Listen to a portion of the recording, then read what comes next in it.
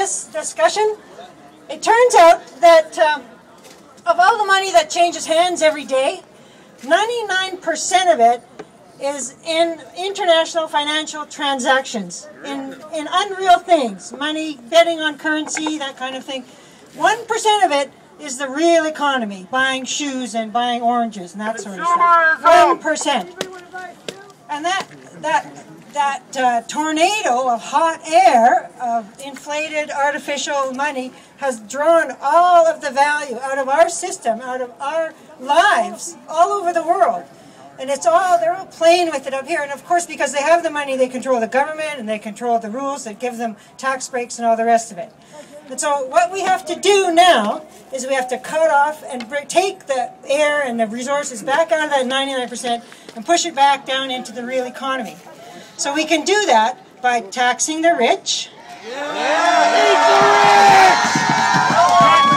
And I'm not talking about the guy that makes $140,000 a year and has a house and a mortgage and a car and all. I'm talking about the guys that make $5 million a year and have 12 cars. Okay? That's something else. A lot of money there. Okay. Then we're also going to raise corporate taxes, because you know that all of those profits are getting funneled up into those rich guys. That's where it goes. All our hard work and all that, the 50 cents an hour or less that you got went for those guys. Okay? So no more tax breaks for corporations.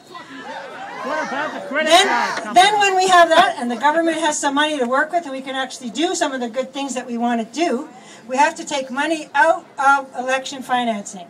There can be no money involved.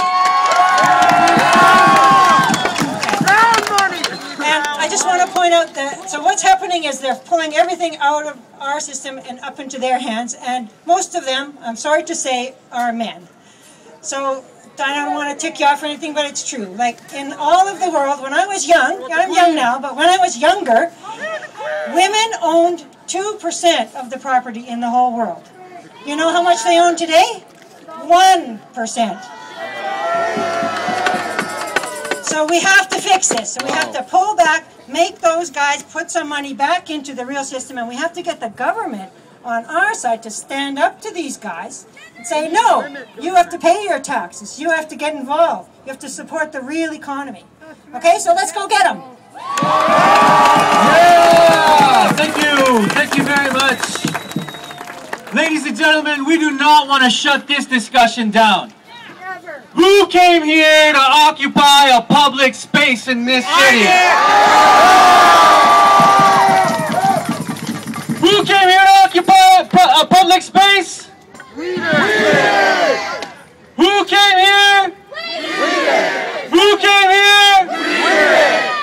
We are the 99%. We are the 99%. We are the 99%. Yes.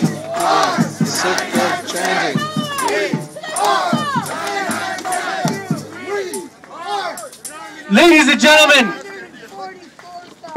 one thing I want to tell you, if you want to get more information about Occupy Edmonton, please go to the website occupyedmonton.org. Get more information. This is just the beginning of this. This is just the beginning. Ladies and gentlemen, the people who have been involved thus far in the organizing committees, we decided to take a park here in this city. Yeah. We are going to move to that park right now. The people who are carrying this banner are going to lead us to that park over on Jasper. So please follow them. We are going to continue this discussion by holding a general assembly there and keep having this conversation. And people are going to be there all night. People are ready to bring out their tents and camp in that park tonight. And we're going to hold that public space and keep meeting. So ladies and gentlemen, please follow the banner. I'm going to turn it over to Chelsea just 1 second here. Thank you. Also, just another thing, there's a lot of stuff in the square. We need help taking it over there. There's a lot of art supplies. There's a lot of tech stuff. So if you want to help move it over, let's just take our time, get ready so we can all move together safely. All right. Woo! Let's go occupy a park!